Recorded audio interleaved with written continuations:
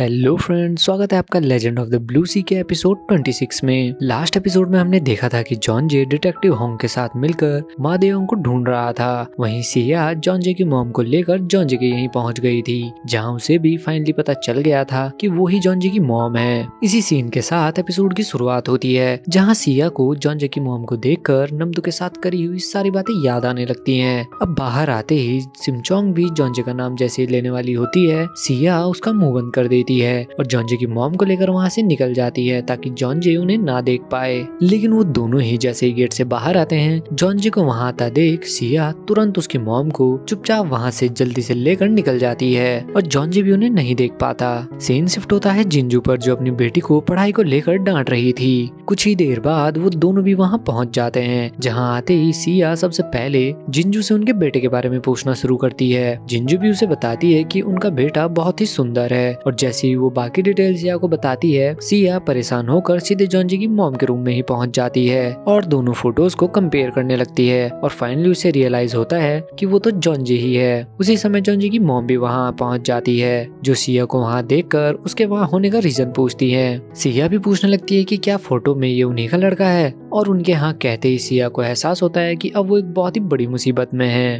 अपनी गलती को ठीक करने के लिए अगले ही पल सिया उन्हें मॉम कहकर पुकारने लगती है और अपनी करीबी सारी गलतियों के लिए भी माफी मांगना शुरू कर देती है और माफी मांगते हुए ही वो वहां से बाहर भी भाग जाती है। वहीं जॉन जे की मॉम इस चीज से डरी हुई लग रही थी कि कहीं सिया की तबीयत तो खराब नहीं है। सीन शिफ्ट होता है जॉन जे पर, जो सिमचोंग के रूम में पहुंचा हुआ था, उसे ये कहने कि अगर वो चाहे तो उसके रूम में सो सकती है। ये सुनकर सिमचोंग भी ख्याली पुलाव पकाना शुरू कर देती है कि आज वो फिर जॉन जे के साथ सोएगी, पर जॉन जे से कहता है कि वो उसके रूम में सो जाएगा। साथ ही जॉन जे सिमचोंग से पूछता है कि मादेओंग ने उसे किडनैप करने के बाद वहाँ पानी का टैंक क्यों भरा था। सिमचोंग उसे तो कुछ नहीं बताती, पर मन ही मन कहने लगती है कि मादेओंग को भी पता चल चुका है कि वो एक जलपरी है। ये सुनते ही जॉन जे भी उसे गले लगाकर कहने लगता है कि उसे डरने की कोई जरूरत नहीं है, वो हर हालत में उसे प्रोटेक्ट करेगा। इसी बीच दिखाया जाता है जॉन जे के फादर को, जो आधी रात को अपने रूम से बाहर आते हैं, लेकिन उन्हें कुछ भी दिखाई नहीं दे रहा था। वो स्योही को पुकारते हैं, लेकिन वो सामने खड़े होकर भी कुछ नहीं कहती और अगले ही पल जॉन जे के फादर सीढ़ियों से नीचे गिर जाते हैं। उसी समय चीहुन भी वहाँ पहुँच जाता है और डॉक्टर को कॉल करता है।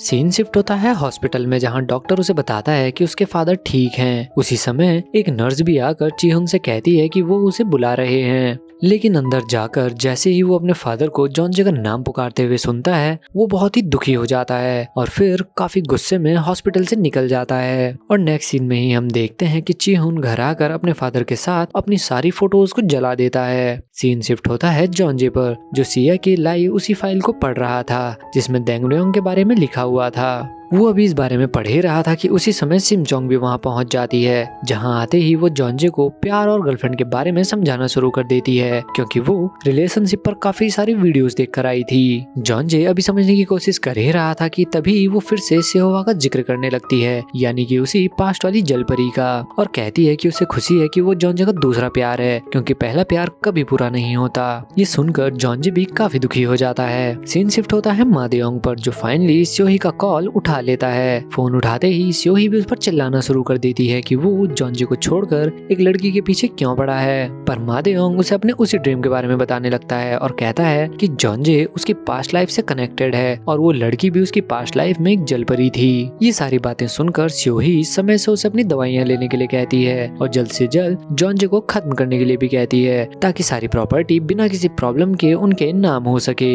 नेक्स्ट सीन में दिखाया जाता है डिटेक्टिव को, जिसे अपने साथी से पता चलता है कि मादेओंग कई सालों से एक आदमी के कांटेक्ट में है और ये कौन है ये अभी हमें नहीं बताया जाता।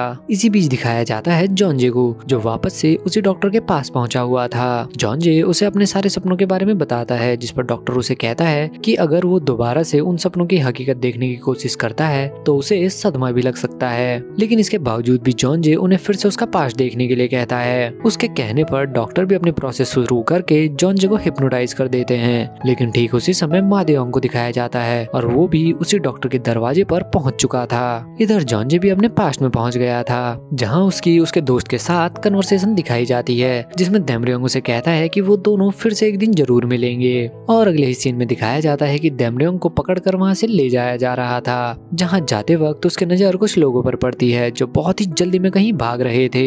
इधर देमरियोंग भी सभी के साथ बोट पर बैठकर वहां से निकल जाता है। वहीं दूसरी ओर दिखाया जाता है यांग को, जो उन्हीं लोगों के साथ एक बोट पर पहुंचा हुआ था और वैसे ही लैंप्स आसमान में छोड़ रहा था, जैसे लैंप्स का यूज देमरियोंग जलपरी को बुलाने के लिए करता था।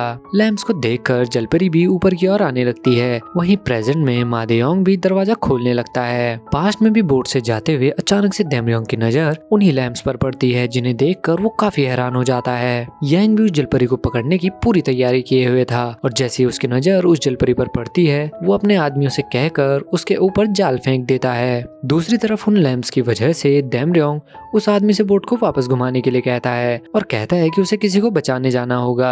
जॉन उसे मनाने की काफी कोशिश करता है, लेकिन जब वो नहीं मानता तो जॉन उसी की तलवार उसके गले पर रख देता है और कहता है कि काम खत्म होने के बाद वो खुद वापस आने के लिए तैयार है। वो आदमी भी देमरियोंग को भेजने के लिए रेडी हो जाता है, क्योंकि देमरियोंग ने एक बार उस आदमी के फादर को बचाया था। इधर जलपरी को देखते ही वो अपने सभी आदमियों को उस पर हमला करने के लिए कहता है, ताकि वो उस जलपरी को पकड़ सके, जिंदा या फिर मुर्दा।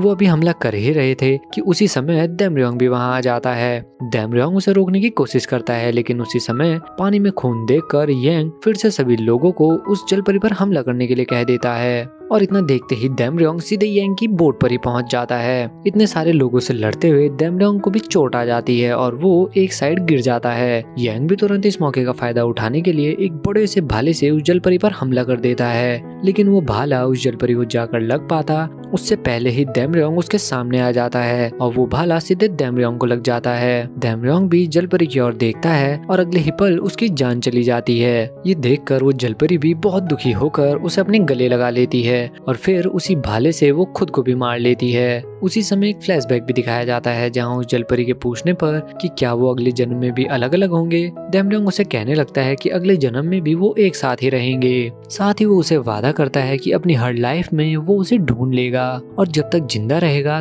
तब तक उसी के साथ रहेगा। और इसी सीन के साथ यह एपिसोड भी यहीं पर खत्म हो जाता है। आपको ये वीडियो कैसी लगी कमेंट में जरूर बताएं और मिलते हैं लेजेंड ऑफ द ब्लू सी के नेक्स्ट एपिसोड के साथ। तब तक के लिए बाय बाय।